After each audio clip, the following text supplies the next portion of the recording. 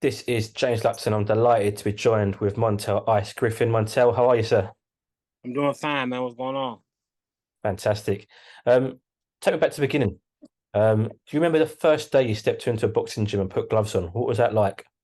Uh, my father he bought a gym, so that was like that was a normal day to me. You know what I'm saying? I went to a boxing gym every day as 1, 2, 3, 4 years old. Do you feel there was any expectation for you to become a boxer because your father had a gym? Uh, no, I didn't even look at it like that. I just wanted to do it. I wanted to do it so bad. I didn't care about it. I didn't need no expectation. I want to do it for my love of the game. Why did you enjoy it so much? Man, my father didn't box or nothing. He ended up taking my brother to the gym to learn self defense, and he fell in love with it. And Johnny Coulon, who was from Canada, was the former bantamweight champion who owned the gym. They became real good friends, and took him on his wing. He taught him the game. My father fell in love with him, bought the gym. So it wasn't like it was boxing in my blood. It's just that I was in the gym so young, and uh, I really think I met Muhammad Ali at 5 years old. So at that point in my life, I made up my mind that's what I wanted to do. In terms of your father being your coach early on in your life, what was that like? Because obviously, with any father-son relationship, it's special. Any fighter-coach relationship, it's special. What's it like to have both in one? I couldn't tell you. My father passed when I was 12 years old. I don't even remember. Just the little stuff that I remember about him. He was always fun to be around. I always had a ball at the gym. I knew him and Ali got along real good. They was friends, and like I said, man, I was in the gym so young that it was just like everyday life for me. Talked about meeting Muhammad Ali. Now, this is a man who is not only big in boxing, but he's big in the world. No matter what he'd done, everybody knew him. You didn't have to be a boxing fan to know Muhammad Ali. He's a household name. What was it like for you to meet Muhammad Ali? Uh, I didn't. I'll give you an example. Every time we would be with Ali, I I I would know everything he was gonna say. He would say after he finished training, he'd say, "Griff, what you getting ready to do?" My father say, "I don't have nothing to do." He'd say, "Come by the house." Every time. So it was just like normal, like everyday thing. And Ali would say, "Come go with me, come ride with me." And I look at my father, he said, "Go ahead." And I said, why do you always, when we get to where we would go, I said, why you always tell me to go with him? And my father said, son, you don't even understand what you're doing right now. That when you get older, you'll understand, appreciate it. So it was just, he was like an uncle to me. It wasn't nothing special. It was just, what I'm saying? It wasn't nothing normal. It wasn't nothing crazy. I saw the guy on TV, and he came to my father's gym. We went over his house. I went to his camp. It was just normal life, man. Muhammad Ali was a great man, man. He treated me very well. I always made me feel comfortable, and I always appreciate that. When you did get older, and when you grew up, did you look back and appreciate what Ali had done for you, like your father said you would? Well, when I got older, my father died when I was 12. So for those 8 years, I just grew up as a normal kid. So by the time I started back boxing, I was 20 going on 21. So uh, I was just, living a normal life. So I really wasn't thinking about it. I wasn't thinking, I was so ashamed that I couldn't box no more that I really wasn't even thinking about. I tried to let it go and just forget about it. How much did you miss boxing in that time?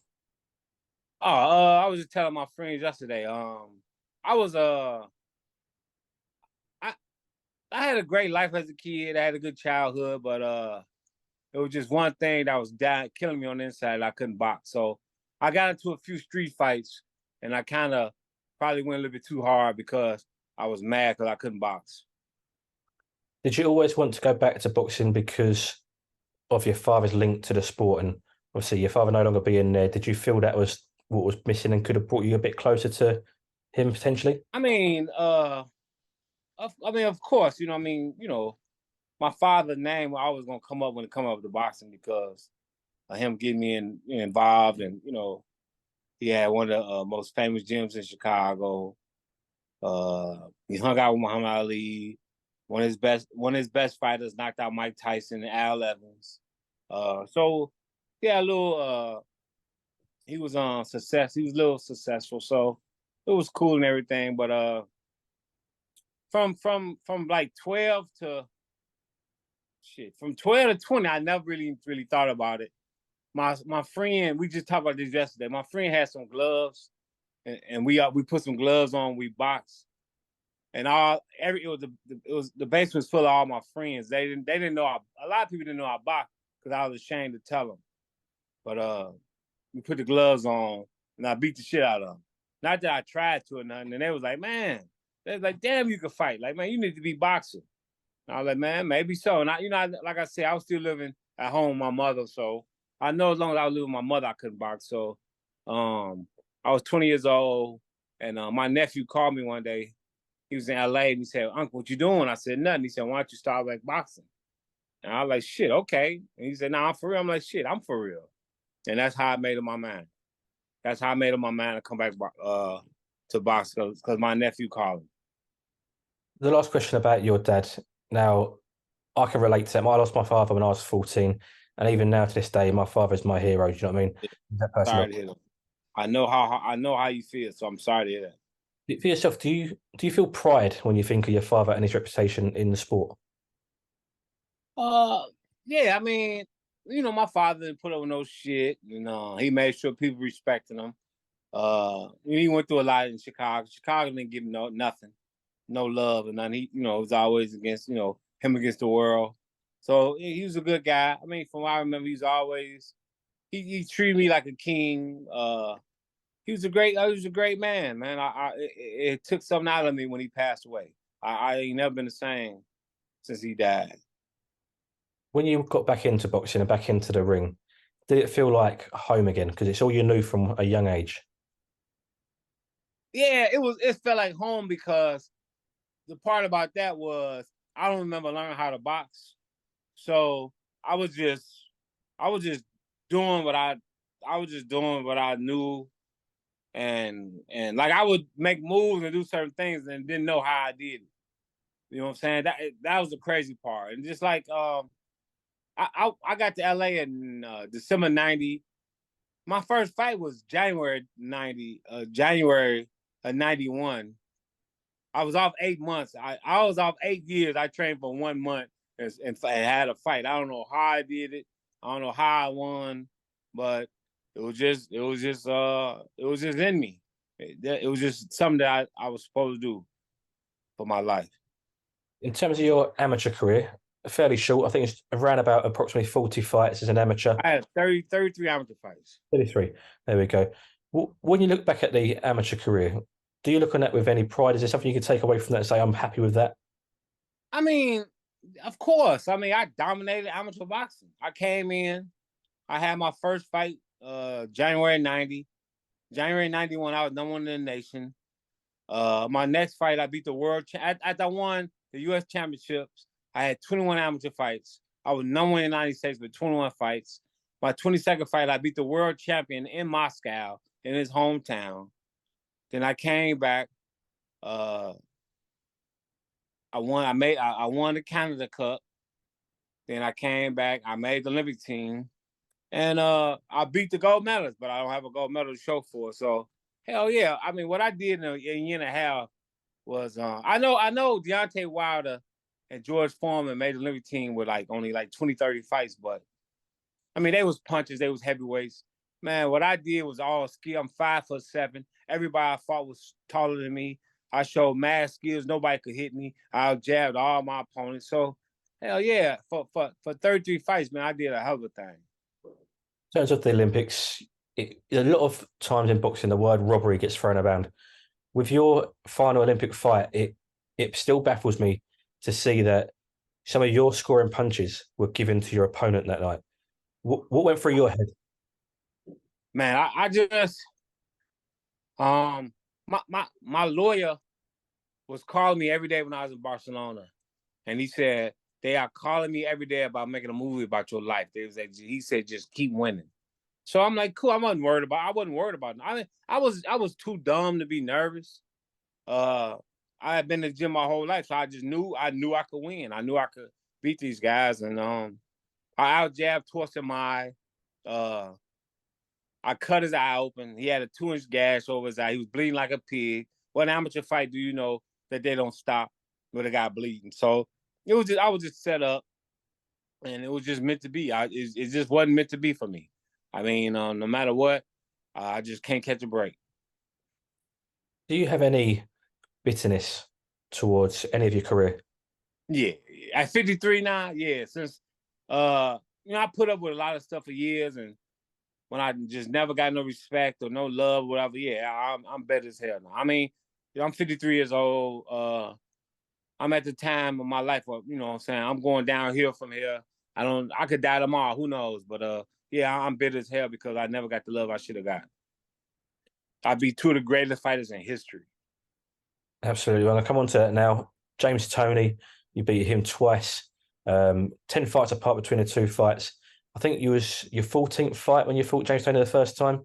I had 14 fights. It was my 15th fight when I beat a Hall of Fame. He was a Hall of Famer then. He was a 2-time world champ. He had 48 fights. I had 14 fights. And I won every round from 10. I ran 10, 11, and 12th round on all three judges' scorecards with 14 fights. Talk to me about heading into that fight. You're looking at this man across from yourself in the ring. You know he's a Hall of Famer. He's had a fantastic career. Do you feel pressure? Do you feel confident? What was going through your mind? Ain't no such thing as pressure with me. I was born to be a champion. I grew up with Muhammad Ali. Who cares about nobody else? I wasn't worried about nobody else. Like I said, I had 14 pro fights. The thing that happened that kind of worked against. I don't know.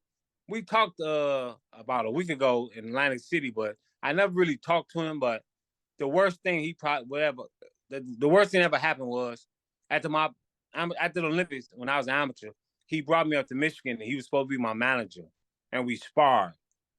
And after we sparred, I had all the confidence in the world. I knew I could be a great fighter.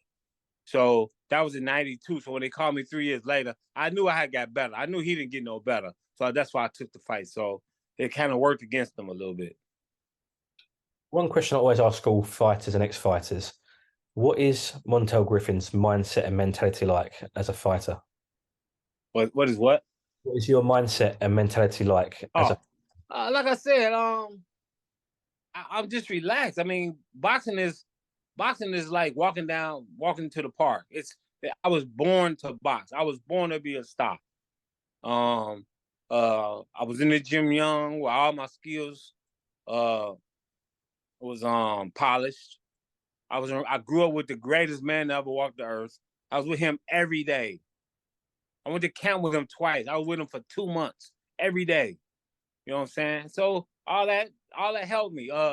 Chris Bird and Yaya, I didn't even really tell my teammates about my Ali relationship because I ain't know how they was gonna react or whatever. So when Chris Bird found out and Yaya McClain, they said, "Man, you probably won 20 fights because of that."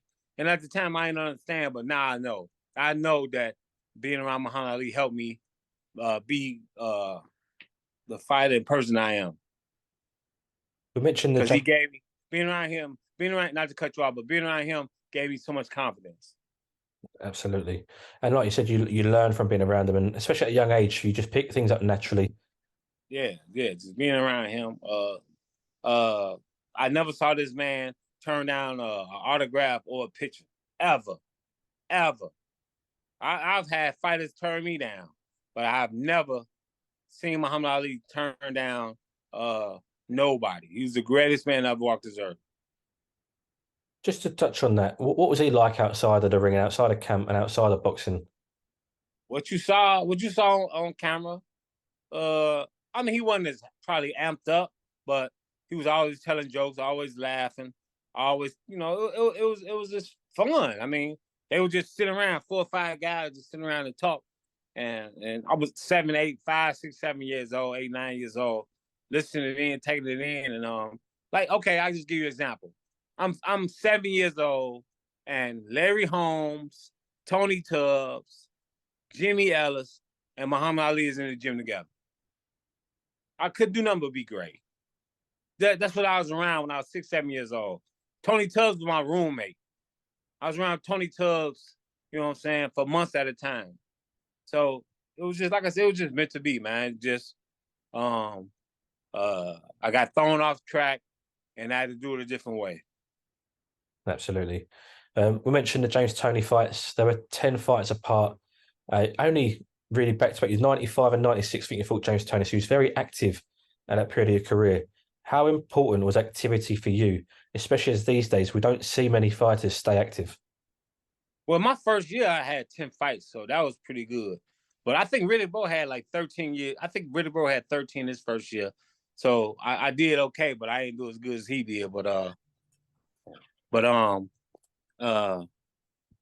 what was the question you asked me? In your activity, how important was that for you? Oh yeah. So I had 10 fights my first year. That was good for me. And just okay, after the fight with James Toney, a lot of people thought it was a fluke. I never got a TV fight. I beat James Toney with 14 fights, and I never got a TV fight. I got offered one TV fight, but I got sick. I had to pull out. But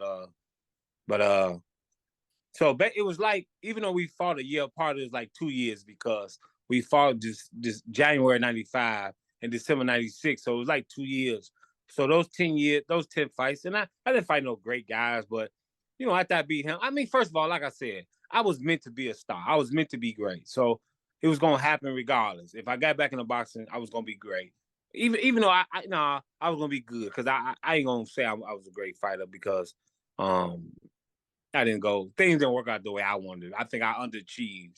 I think I could have did a lot more, but from what I did, from the time I took off, from the fights I had, I was just confident by myself. So they called about the rematch. My lawyer was like, hey, HBO called about the rematch with James Toney. They say James gets 750, you get 250. What you think about that? I said I beat James Toney. I said I'm not. I said it got to be 50-50. And he said, let me see. And he called back 10 minutes later. Okay. And I was like, damn. I said, I should have said 750 and him 250, but I ended up getting $500,000. So it was cool. But you know what I'm saying? I was glad with the rematch because I knew I could beat him. And I knew I was even better from the first time. And just as I showed, the first time was a majority decision. Even not, and the one judge voted for him. One was a draw, but I got cheated because I knocked James Toney down. The road saved him, and they didn't call it knockdown. It should have been a unanimous decision. But the second fight for sure was unanimous. And of course, I beat him more easier, and I showed more skills. The first fight was more like I hustled him because I was in better shape. But the second fight, I showed more skills. You mentioned a minute ago he wasn't a great fighter. He was a good fighter. He didn't do what you thought you could have achieved. How high were your expectations? Pardon me? How high were your expectations? From being in the ring with the fighters I sparred and fought, I thought I could have been a GOAT. I could have been the greatest fighter ever. That's how I meant skills. I mean, the fighters, the level of fighters I got in the ring with, and what I did and what I proved and showed, I just showed I was a great fighter. You mentioned James Toney. You also had 2 fights with Roy Jones Jr., winning the first fight, and the second fight didn't go your way, but it wasn't as straightforward as a defeat. Talk to me about Roy Jones Jr. fights. The second fight, I didn't warm up 5 minutes for that fight. HBO, they stabbed me in the back. Roy Jones' lawyer, John Horner, looked me in my face and told me that they did it on purpose. He said, we rushed you out. Your manager, your promoter knew about it, and we fucked you. John Horner told me that in my face. I asked Roy about it, and he didn't deny it. So it is what it is, man. Like I said, man, I done had some bad breaks in my life. I lost my father at 12. I got cheated in the Olympics. I got cheated in Roy Jones' rematch. I got cheated against Michalowski. I got cheated against Eric Hart, and I got cheated against Rico Hoy. I mean, I just got fucked out of my whole career. In terms of your career, you debuted early 90s, 93, boxed until 2011. Did you find it hard to stop competing, and did you need boxing in your life? Uh, I, I need? Yeah, I guess maybe so you could say that. The first time I called myself retiring was at the Eric Harden fight because I had got fucked 3 fights in a row.